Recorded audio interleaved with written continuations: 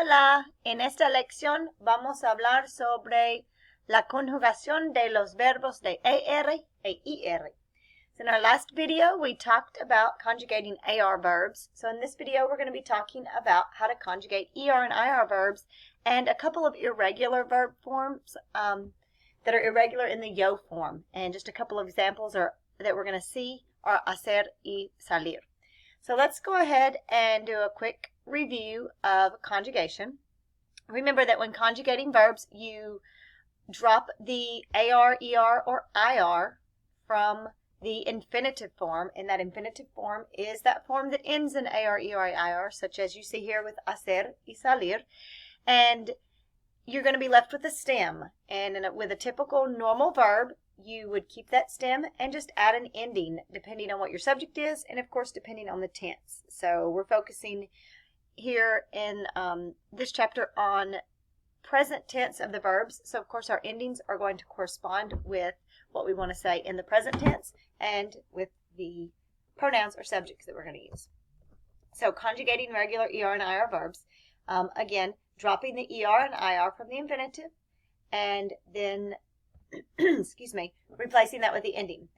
One quick note here is that in the nosotros and vosotros forms, you're going to have the same conjugation ending for ER and IR verbs.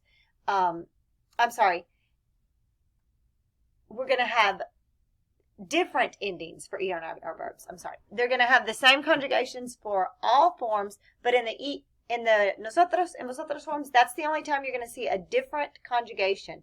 And this is for the present tense. And when we get into past tenses and other tenses, you will start to see some slight variations, but typically what you see is only going to be a difference in the nosotros form when it comes to conjugating ER and IR verbs.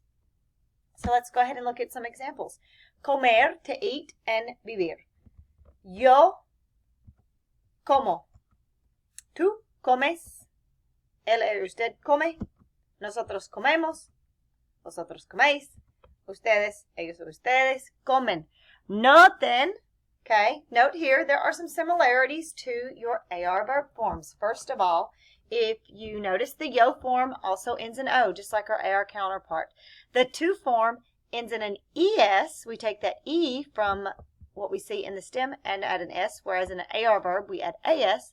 And then the third person, él, ella, ustedes form ends in an E, so it's kind of like dropping that R, just like with AR verbs, it's sort of like dropping the R. Habla. Okay. Same thing continues on with the nosotros form. We add that mos, amos in this case, amos because it's an ER verb, and then en for the plural form there. With the IR verbs, you're going to see very similar conjugations, as I mentioned. Yo vivo, tú vives, él, ella, usted vive. But here's where we see the difference. Nosotros vivimos. Notice that there's only a distinction there in the nosotros form. And of course, the vosotros vivís and ellos, ustedes viven. Okay. So let's focus again on noting some of the similarities with the AR verb endings. The O ending, the S in the to form, the just simply dropping of the R in the él, ella, usted form. Of course, with the IR verbs, we are using the ER endings. And then nosotros, the mos, we have amos, amos, imos, and then the ustedes on the end. So again, note here that we have identical conjugations for ER and IR verbs with the exception of the nosotros form. So let's review these. Yo como, I eat. Tú comes, you eat. Él come, he eats. Ella come, she eats. Nosotros comemos, we eat. Y ustedes comen, you all eat. Yo vivo en Florida. I live in Florida. ¿Tú vives en Florida? Do you live in Florida? Él vive en Florida. Mi hijo vive en Florida. Mi amiga vive en Florida. Nosotros vivimos en Florida. We all live in Florida. Ellos viven en Florida. Los muchachos viven en Florida. Okay, so here's just some examples.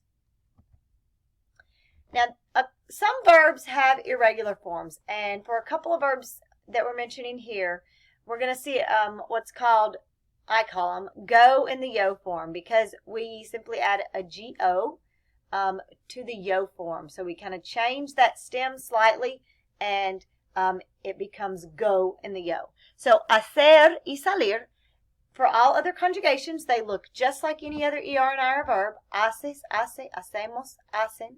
Okay? You make, he makes, we make, they make. Or do. You do, he does, we do, they do. Salir, just like any other IR verb. Sales, sale, salimos, salen. Right? You leave or go out. He leaves, we leave, and they leave. Or could also mean go out. But in the yo form, it changes. So instead of taking off that ER and adding an O, in your yo form would be haco or aco. It just didn't form that way. So it becomes hago. Yo hago, I do, or I make. And then salgo. We simply add that G in there for salir. We take off the R, we add that G, O, salgo. But only in the yo form. So yo salgo con mis amigos, los fines de semana, I go out with my friends. Yo salgo de la clase, I leave from class.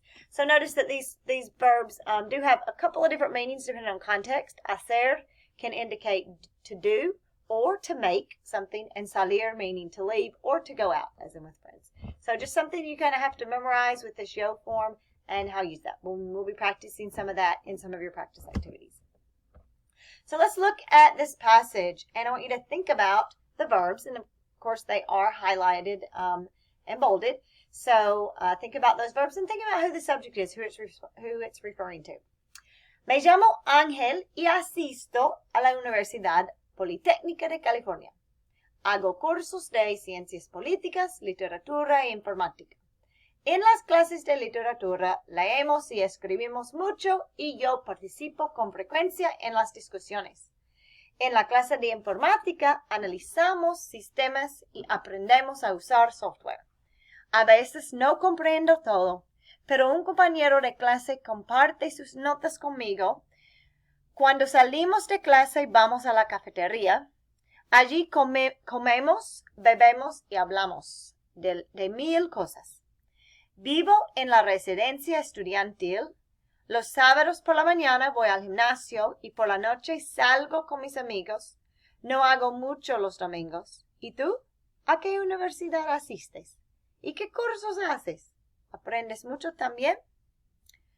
Okay, so hopefully you have familiarized yourself with the vocabulary for the chapter, so you're familiar enough with some of the vocab used here, especially some of these new verbs. And if you haven't, make sure that you look those up. You can pause the video here and take a moment to look up any words you don't know, and just skim over the article again, just reviewing what's been read. I want you to think about the context. Who is speaking here? Who are they speaking about in each phrase? And what are they telling us? What are you learning about this person? So pause the video and think about that for a moment. Okay, so let's talk about some of the elements of this passage. So Ángel is talking about himself. Me llamo Ángel. He's speaking in the first person and telling what he does and what he does with friends. So it's kind of like reading a letter from Ángel. He's introducing himself, and then he's telling you where he goes to school. He says, I attend, yo asisto, I attend, coming from asistir, right? A la Universidad Politécnica de California. So he's telling us he attends California Polytechnic Institute. And then he says that his courses that he takes are political science, literature, and computer science, informatica. Some things that he does in literature class. Think about those. He says that they read, they write, and that he participates frequently. We know this because he says leemos y escribimos. He's referring to himself and others. So saying we do those things. So we can derive from that that they do those things. And then he says, y yo participo con frecuencia en las discusiones. So he's telling us there that he participates. Okay, he's telling us from the first person. Saying I participate frequently. En la clase de informática, okay, when he's in his computer class, he says that they analyze systems and that they learn to use software. So again, he's speaking about himself and others using the nosotros form. Analizamos y aprendemos. We analyze, we learn to use, and so we can derive from that saying that they analyze and they learn. He says, A veces, sometimes, a veces no comprendo. Sometimes he doesn't understand, he tells us. He's saying, sometimes I don't understand everything. But he has a friend in class who shares, comparte, coming from compartir, to share. So comparte sus notas conmigo. His friend shares his notes with him. And then he says that they go out, or when they leave class, cuando salimos de clase, vamos a la cafetería. Where do they go? ¿A dónde van? Cuando salen de clase? Van a la cafetería. Cuando salen de clase. So they go to the cafeteria when they leave class. And again, he's talking about himself and his classmates by saying, comemos, bebemos, y hablamos de mil cosas, saying that we eat, we drink, and we talk about 1,000 things. So again, talking about himself and someone else. And then he's back to speaking about himself. Vivo en la residencia estudiantil. He's saying, I live in the student residence. And telling us what he does on los sábados, Saturdays. He says, los sábados por la mañana voy al gimnasio y por la noche salgo con mis amigos. So on Saturdays in the morning, he says, I go to the gym. And in the evening, he says, I go out with friends. No hago mucho los domingos. So he's telling us that on Sundays, he doesn't do a lot. No hago mucho. I don't do a lot. And then he asks the question, ¿Y tú? ¿A qué universidad asistes? He turns that question on the reader, right? What university do you attend? ¿A qué universidad asistes? Meaning asistes tú. ¿Y qué cursos haces? And what courses are you taking or do you do? Right? Aprendes mucho. Again, still talking to you. Do you learn a lot? All right, so hopefully you were able to understand that passage and apply some of the concepts that we learned in the verb conjugation in order to determine who the speaker is referring to with each of those verbs. It's important to make sure that we understand our vocabulary enough to be able to pick up in context what is being talked about, even if we're not 100% sure about the verb conjugations and the subjects. But then getting familiar with those verb conjugations are really going to help you to understand whose perspective. And you can look at that verb and say, okay, he's talking about himself and someone else. I can guess that that word sounds like it probably means, analyze, analizamos. It's probably to do with analyze. And then because it ends in amos, I know he's talking about himself and someone else, nosotros. So I can derive that that word probably means we analyze. So what I want you to do now is pause the video and follow the instructions under práctica. You're going to make a list of all those verbs that are in bold, as you see there in the example, asisto. And then you're going to tell who the subject is. In that case, it would be yo. We know because the ending. And then I want you to try to guess their infinitive form based on that ending that you see. If you just have absolutely no idea, you can look up the word and see if you can find it to find the infinitive form. But I want you to try to make a guess. Pause the video to do that. And then when you unpause, I'll give you the response. Okay, hopefully you've taken the time to write down. I know that was a lot and it was a lot to go through, so I want you to take a moment, pause the video again, and check all your responses to make sure that you understood the subject of the verb, the infinitive form of the verb, and then of course what that form meant. So meaning the original form. This form here, this is our translation of this form that was in the passage. And then what you've done here is identified who the subject was there and identified what the infinitive form would mean to attend. So in this case, you're saying asisto, I attend, yo, I, asistir, to attend, and then of course you're putting your original translation there. I attend, referring back to the first word from the passage.